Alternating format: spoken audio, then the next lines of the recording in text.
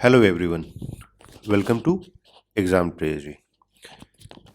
आज की इस वीडियो में हम लोग डिस्कस करेंगे एमए ज्योग्राफी का जो CU/CET होगा उसका सिलेबस क्या होगा। जितने भी स्टूडेंट्स मास्टर्स प्रोग्राम के लिए नेक्स्ट 2022 में आप लोग अप्लाई करने वाले हैं एमए ज्योग्राफी से, तो आज की इस पूरे वीडियो में हम लोग इसी के बारे में डिस्कशन करेंगे।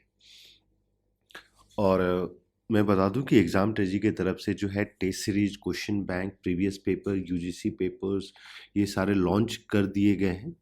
तो जितने भी ऐसे स्टूडेंट हैं जिनको प्रैक्टिस करना है, टेस्ट सीरीज सॉल्व करना है, तो आप लोग जो है फटाफट रजिस्टर कर सकते हैं। रजिस्ट्रेशन का जो आपके वीडियो के डिस्क्रिप्शन में आपको एक गूगल फॉर्म मिल जाएगा जहाँ से आप रजिस्टर कर सकते हैं, और इसके साथ ही आप हम लोगों को कॉल या मैसेज भी कर सकते हैं। हम लोगों का नंबर है 8448878849। तो क्योंकि बहुत सारे लोग ऐसे थे जो ज्योग्राफी से जिन्होंने ग्रेजुएशन किया है, या ऐसे स्टूडेंट हैं जो मास्टर्स जो है ज्योग्राफी से करना चाहते हैं, तो हम लोगों ने ये प्लान किया है कि एक बार जो है सारा डिटेल्स आप लोगों के साथ शेयर किया जाए। और जो जेएनयू में जो ज्योग्राफी का जो डिपार्टमेंट है वो centre for study of regional development में है। वहीं पे एमए ज्योग्राफी और पीएचडी ज्योग्राफी का प्रोग्राम कराया जाता है।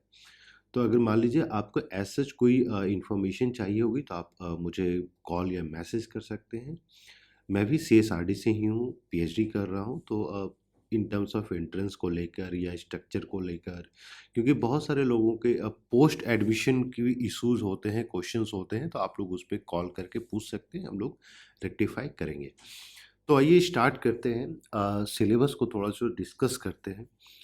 तो देखिए, दो पार्ट में एग्ज़ाम होगा। दो पार्ट में एग्ज़ाम होगा इन द सेंस कि 100 क्वेश्चंस जो आपसे पूछे जाएंगे। पहले 25 क्वेश्चन जो है कॉमन होगा, जिसमें English, general awareness, mathematical aptitude, analytical skills, यानी आप बोल सकते हैं कि क्वांटिटेटिव के क्वेश्चंस हो जाएंगे, या फिर आपके रीजनिंग्स के भी क्वेश्चंस हो जाएंगे। और जो सेकंड पार्ट है, पार्ट बी, वो 25 जब आप माइनस कर दिएगा तो 75 बचता है। एक चीज़ है कि सारे क्वेश्चन जो हैं 100 के 100 ये ऑब्जेक्टिव ही होंगे। तो सबसे पहले अगर हम लोग सिलेबस को देखते हैं तो यूनिट 1 हो जाता है फिजिकल ज्योग्राफी। और फिजिकल ज्योग्राफी में एक सब टॉपिक आप जिसको बोल सकते हैं लिथोस्फीयर। तो नेचर एंड स्कोप आ जाता है, जिसमें सोलर सिस्टम के बारे में आपको पढ़ना है, ओरिजिन ऑफ अर्थ के बारे में पढ़ना है, इम्पॉर्टेंट थ्योरी जितनी जो दी गई है। इसके साथ साथ अर्थ के इंटीरियर को लेकर, जिसको जियोलॉजिकल कंपोनेंट्स आप बोल सकते हैं, या ओरिजिन्स ऑफ कॉन्टिनेंट किस तरीके से हुआ है, टेक्टोनिक प्लेट मूवमेंट्स है, उसके थ्योरीज है, वेगनर्स थ्योरी, ये सारा चीज़ आपको देखना है। फिर इसके बाद जो है इम्पॉर्टेंट एक सेक्शन हो जाता है लैंडफॉर्म्स। लैंडफॉर्म्स में आपको माउंटेन्स, प्लेटू, प्लेन्स, लेक्स, ये सब जो एंड उनके क्लासिफिकेशन किस तरीके से, फॉर्मेशन के साथ साथ क्लासिफिकेशन एंड डिस्ट्रीब्यूशन, तीनों इम्पॉर्टेंट चीज़ हो जाता है। इसके साथ साथ फिर आपको देख लेना अर्थ के मटेरियल है, जो रॉक्स है, अलग अलग टाइप ऑफ रॉक्स होते हैं, उनके क्या क्या फीचर्स होते हैं, फॉर्मेशन किस तरीके से होता है, उस पर क्या क्या थ्योरीज है, उनके ओरिजिन को लेके क्या-क्या जो थ्योरेटिकल आर्गुमेंट दिए गए हैं, उनको आपको देखना है।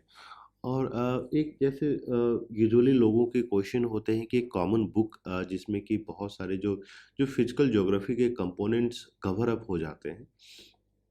तो एटलीस्ट आप एनसीईआरटी क्लास 11 का जो ज्योग्राफी का बुक है उसमें आप दे सकते हैं। हाँ, उसमें एक लिमिटेशन है कि थ्योरेटिकल एक्सपेक्ट या जो थ्योरीज है बहुत सारा नहीं दिया गया है, लेकिन फॉर्मेशन को, कैरेक्टरिस्टिक्स को लेके, इवोल्यूशन को लेके, इन सब सारी चीज़ कवर अप होती है। बुक्स के बारे में फिर हम लोग सेपरेटली आपसे डिस्कशन भी करेंगे। और हम लोग ने ये भी प्लान किया है कि ज्योग्राफी डिपार्टमेंट के पीएचडी स्टूडेंट्स के साथ आपका कन्वर्सेशन कराएंगे, जहाँ पे आपको जो है एक आइडिया मिल सके कि प्रिपरेशन के लिए क्या क्या इम्पोर्टेंट है। अब दूसरा पार्ट आ जाता है एलिमेंट्स ऑफ ज्योग्राफी, यूनिट 2। तो एलिमेंट्स ऑफ ज्योग्राफी में देखिए बेसिकली जैसे एक फिजिकल ज्योग्राफी हो जाता है, दूसरा ह्यूमन ज्योग्राफी हो जाता है। तो इसी में जैसे ह्यूमन ज्योग्राफी के कंपोनेंट्स आपको इम्पोर्टेंट हो जाते हैं, सेटलमेंट को लेकर जो भी थ्योरी है, या आपको एग्रीकल्चर को लेके इकोनॉमिक ज्योग्राफी का जो पार्ट हो जाता है, पॉलिटिकल ज्योग्राफी का पार्ट हो जाता है, तो ये सारा जो है आपको कवर अप करना है। और इन्वायरमेंट एक इम्पॉर्टेंट कंपोनेंट है। इन्वायरमेंट को अगर आप देखिएगा तो इकोलॉजी, इकोसिस्टम, ये सारा बायोस्फीयर, बायोम्स, ये सब जो भी चीज़ है उनको देख लेना है। फॉर एग्जांपल इसमें एक जो यूजुअली जो बहुत सारा क्वेश्चन जो पूछा जाता है, हर एक साल इस पे क्वेश्चंस आ ही जाते हैं in terms of match the following के रूप में, कि आपके बायोस्फीयर्स के लिस्ट दे दिए जाएंगे और मैच द फॉलोइंग के रूप में दे दिया जाएगा। या आपसे जो है ये भी पूछ दिया जाता है कि इन केस मान लीजिए नेशनल पार्क कौन कौन से स्टेट्स में लोकेटेड है। प्लस सेटलमेंट ज्योग्राफी में आज क्वेश्चंस आ जाते हैं ओरिजिन्स को लेके, जो थ्योरेटिकल पार्ट कॉन्सेप्ट होता है उससे क्वेश्चंस पूछ दिए जाते हैं। और इसके साथ साथ आपसे क्वेश्चंस जो है लोकेशन को लेकर भी आता है, तो उन सबको अच्छे से देख लेना है।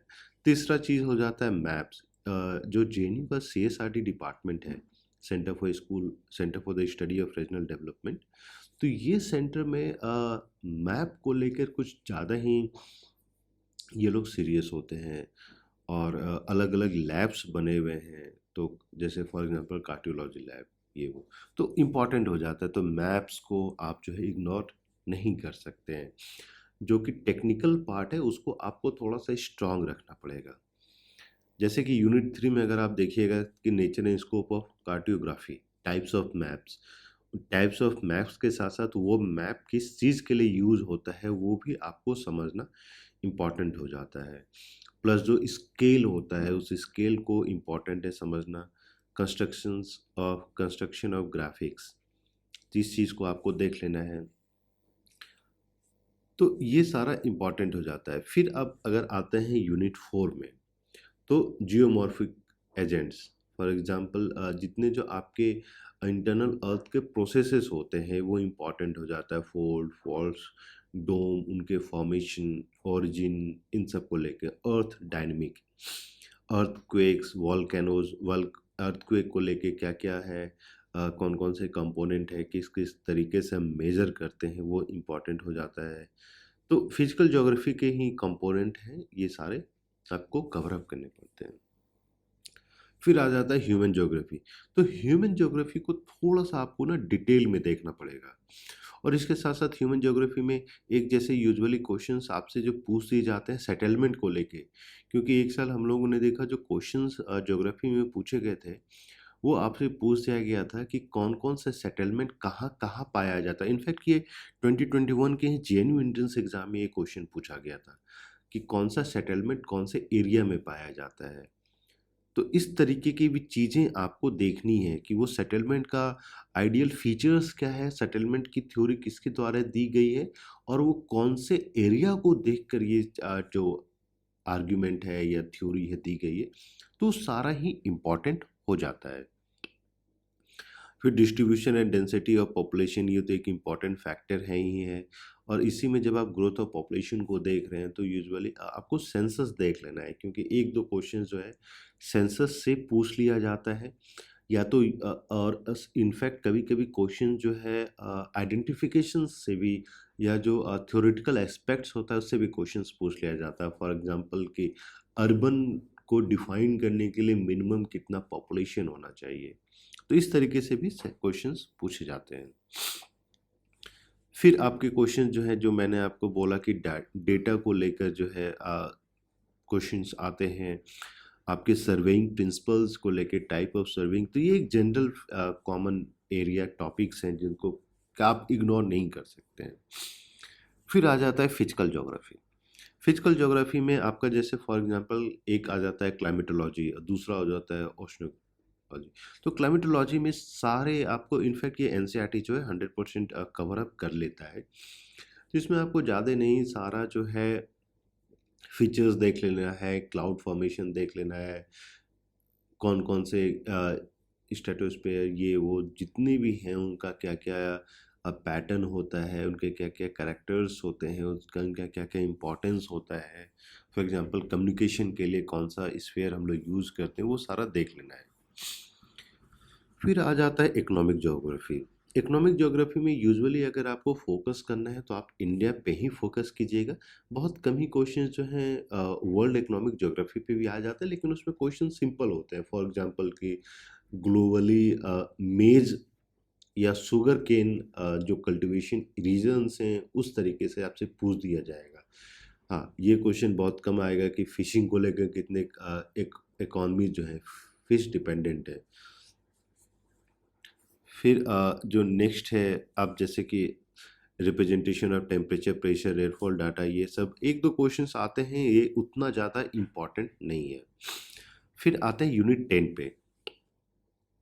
यूनिट 10 पे जो आपको फोकस करना है, एक तो जैसे जो थियोरेटिकल एस्पेक्ट्स हो जाता है, फॉर एग्जांपल टेम्परेचर को लेके, सैलिनिटी को लेके, उसको देख ही लेना है।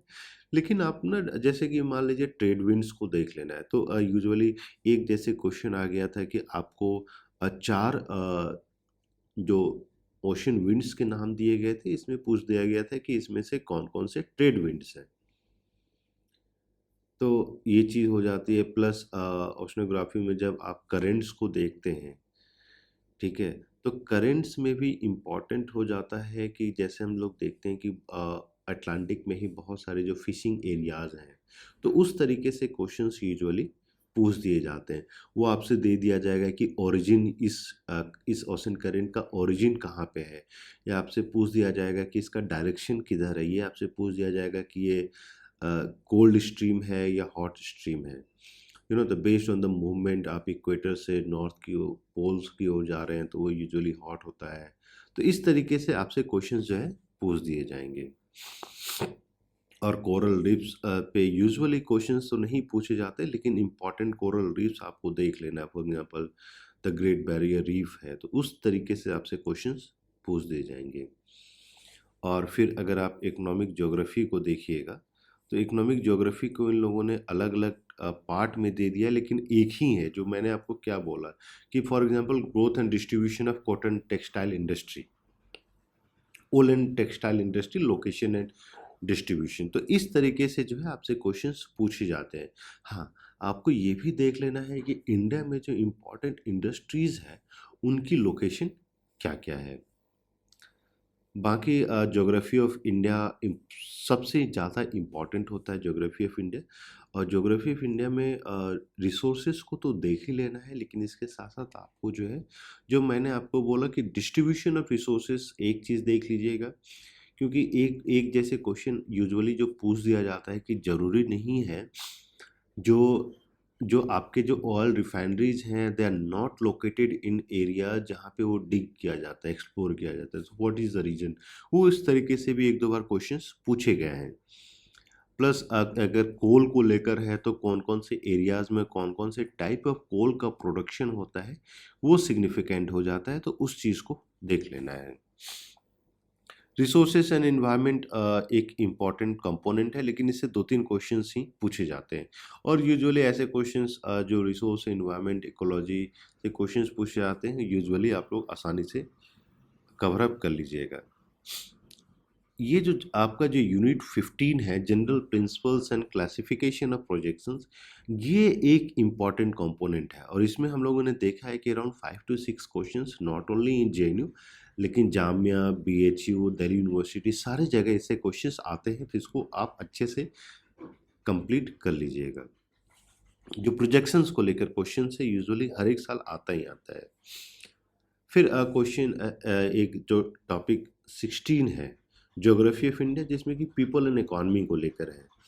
जो आपका क्रॉप का प्रोडक्शन को लेकर हो सकता है, क्लाइमेट्स को लेकर हो सकता है, वाइल्ड लाइफ सेंचुरीज को लेकर या नेशनल पार्क्स को लेकर। तो इसको आप ना एक रफ बना लीजिएगा, उससे ये चीज़ें कवर अप हो जाएगी। इसमें डिटेल में जाने की ज़रूरत नहीं है।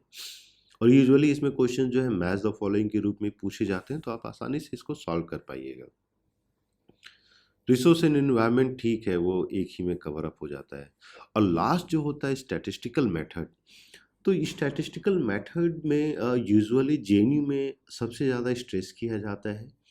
यूजुअली 10 to 12 क्वेश्चंस आपकी स्टैटिस्टिकल मेथड से होते ही होते हैं। वहीं जामिया में उतना ज़्यादा फोकस नहीं है। दिल्ली यूनिवर्सिटी में 5 से 6 क्वेश्चंस आप मान सकते हैं कि स्टैटिस्टिकल मेथड से होगा। और इसके लिए अगर कोई भी एक सिंपल आप स्टैटिस्टिक्स की बुक उठा लीजिएगा तो उससे ये कवर अप हो जाता है। हाँ, इसमें जैसे आपको जो है चीज़ें और जो कवर अप करनी है, फॉर एग्जांपल हाइपोथेसिस टेस्टिंग देख लेना है, टाइप 1 टाइप 2 एरर्स क्या होता है, वो थोड़ा-सा आप देख लीजिएगा। बाकी इतने में आपका कवर अप हो जाएगा। तो जैसे कि मैंने आपको बताया कि सेपरेटली फिर हम लोग डिस्कस करेंगे कि जो क्वेश्चंस हैं, हम लोगों ने ये भी प्लान किया है कि यूनिवर्सिटी वाइज जो है हम लोग डिस्ट्रीब्यूट करेंगे कि अलग अलग टॉपिक से किस तरीके से क्वेश्चंस पूछे जा रहे हैं, सो दैट कि आपको थोड़ी सी फ़ायदा हुआ हो जाएगा। तो बाकी अगर आप लोगों को अब टेस्ट सीरीज सॉल्व करना है, क्वेश्चन बैंक प्रीवियस ईयर, क्योंकि जेएनयू का जैसे प्रीवियस ईयर हम लोग 2021 और 2011 से लेकर 2021 तक का प्रोवाइड कर रहे हैं।